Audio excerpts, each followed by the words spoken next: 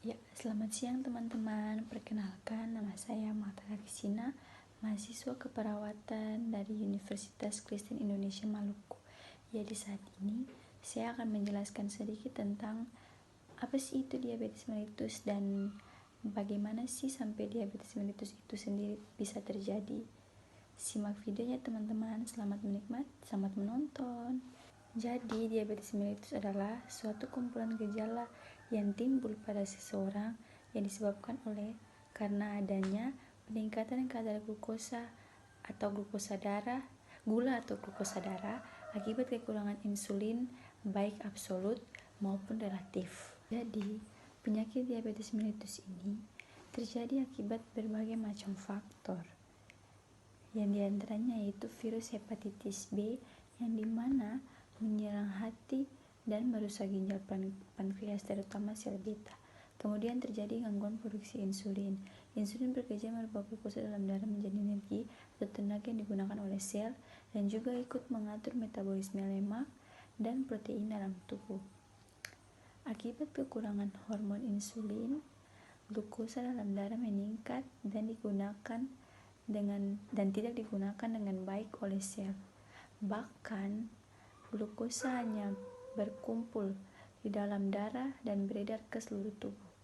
Akibat naiknya kadar gula darah, penderita mengalami kelebihan gula dalam darah yang harus dikeluarkan melalui urin.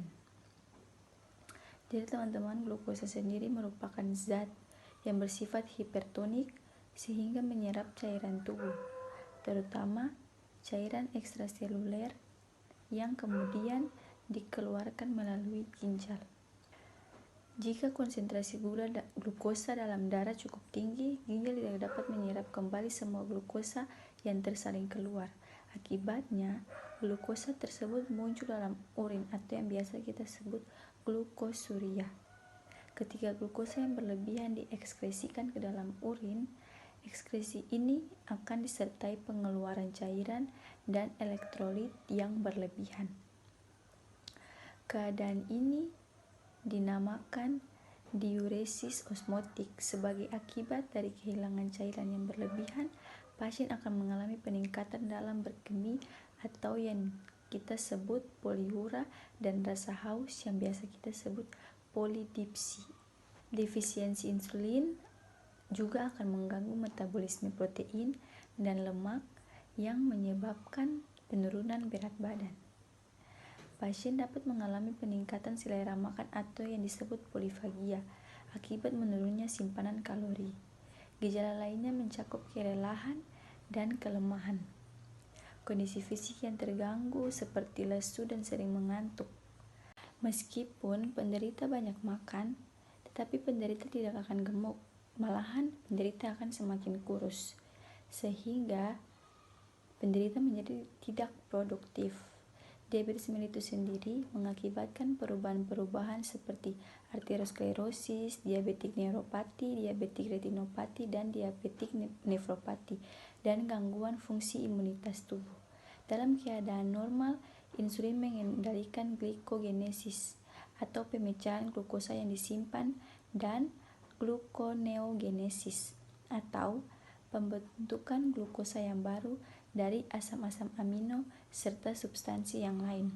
Namun, pada penderita defisiensi insulin, proses ini akan terjadi tanpa hambatan dan lebih lanjut turut menimbulkan hiperglikemia.